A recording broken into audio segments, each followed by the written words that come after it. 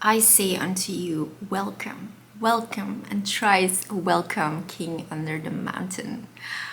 That's another fandom. Today we're going to talk about the Stormlight Archive and in particular The Way of Kings by Brandon Sanderson. The Way of Kings is the first book in the Stormlight Archive series. It is a big one. It is 1001 pages.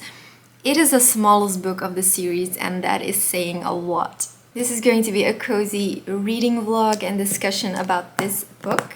The struggle was real and you're going to notice that I had a hard time reading it. Please do not hate me for not enjoying this book as much as I hoped I would.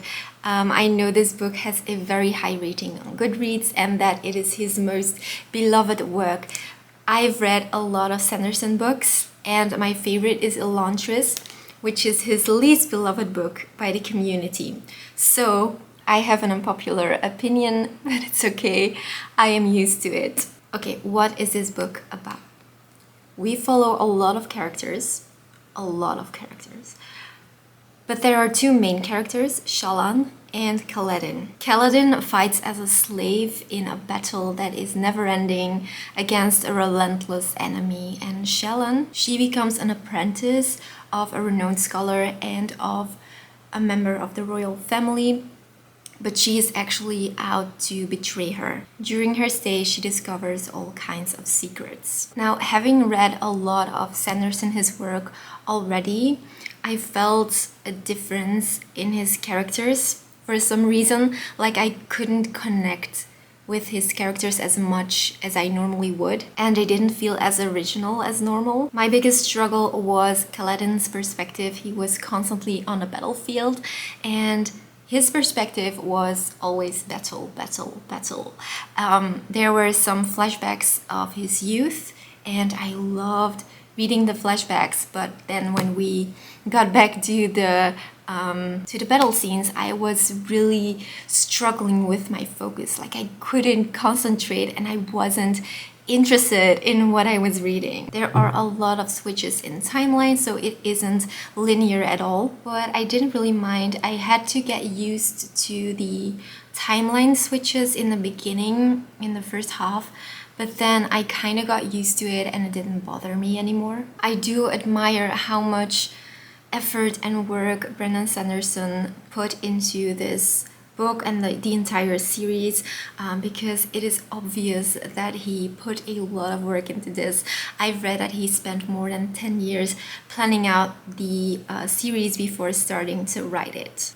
Talking about dedication. I do want to tell you guys, when I started the book, so I'm going to check my Goodreads, when I started the book and when I finished it. Okay, so I started reading it at April 21 and I finished it June 18. So this took me 2 months, which is very fast since I was also reading a lot of other books in between. So this wasn't my only read. I've been reading a lot of books, finishing a lot of books while I was reading this one. I wasn't always in the mood to read The Way of Kings, and so I switched things up and it really helped me to get through this huge book. I think I would have finished it in a month if I wasn't reading other books at the same time. I don't have anything useful to say anymore, so let's jump into the reading vlog where you can see my reactions and my experience with The Way of Kings. I hope you enjoy. This is so confusing. I don't know if I like this novel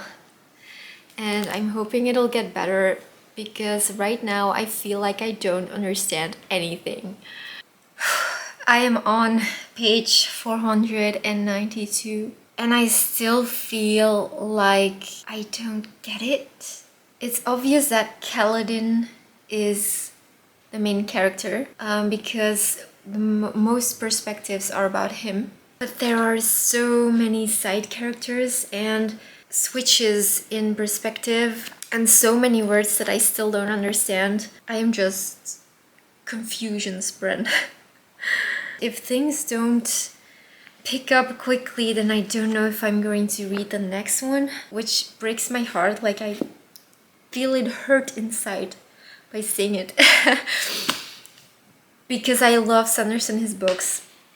I have never read anything that I didn't like by him. And so this is going to be the first time that I'm not continuing a series of him, which is really sad, right? But yeah, we'll see how things proceed, but I don't know, you guys. I'm sad. This is definitely high fantasy, and I always struggle with high fantasy. There isn't one author that I read in the genre, except for Tolkien, which I love, but he's an exception. But yeah, we'll see how it goes, and I still have the book to go, so... Hey guys, I am on page 800 and things are finally picking up. Some things are happening, interesting things, and I'm really glad because I had to wait until page like 700 until there was finally some action, and I hope these last 200 pages will be just as action-packed. The book is still very confusing. To me, there are a lot of things that I still don't understand. Maybe that's just me. I'm also not used to reading such high fantasy books, but in any case, I cannot say that this is an easy book to digest. You really have to stay focused. There are a lot of characters, a lot of names. So yeah, let's see what will happen in the last 200 pages. Okay, so I have moved to the bedroom because it's cozier here. Now I am at this page and there are so many examples of what I mean when I say I don't understand like half of what I'm reading. So it says here, the same phrase is in the analectics, almost exactly. I don't know what the analectics is.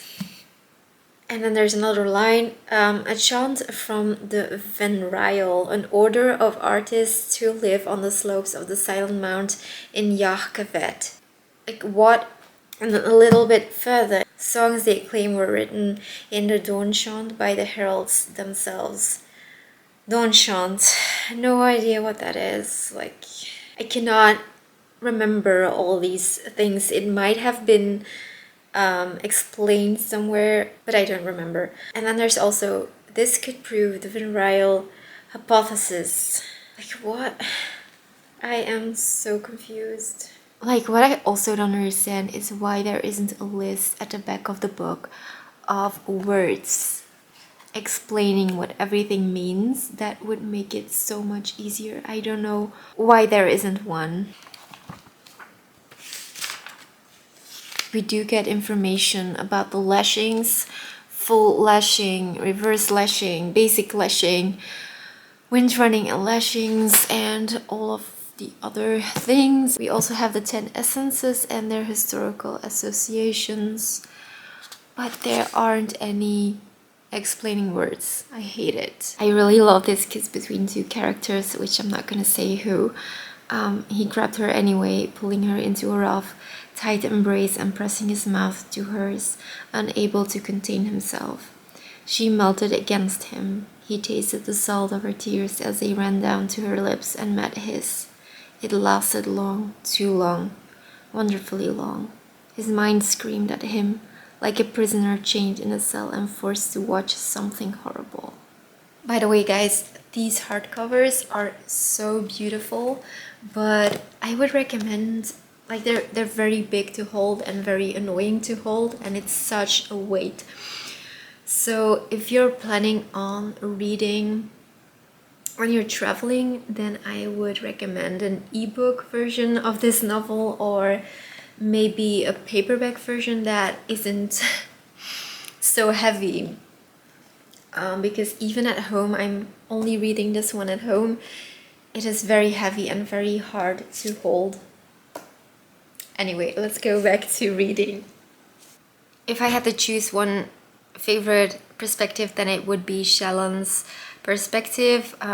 She's one of the main characters, and Kaladin or Kaladin, I don't know how to pronounce. He is like the main character. It is obvious that he is the most important character. But I don't like reading his chapters, mainly because he is constantly in... well, he is spending his time in a battle, in war, and all that is happening has to do with the war. I don't find it that interesting to read, and it's really slow and not much is happening. We do know that there's something special about Kaladin. He has, like, he cannot die. Like, everyone around him dies, but he never gets harmed. And I love the flashbacks in his storyline with him getting his education as a surgeon. That is all really interesting. But then when they get back to the battles, it's like it's like never ending. It's all, the chapters are so alike and I feel like nothing is happening. There are also these writings, these kind of quotes underneath each chapter, and I quitted reading them quite soon in the process of reading this book because they're like nonsense. You don't get what they mean. So yeah, I have to admit that I stopped reading them.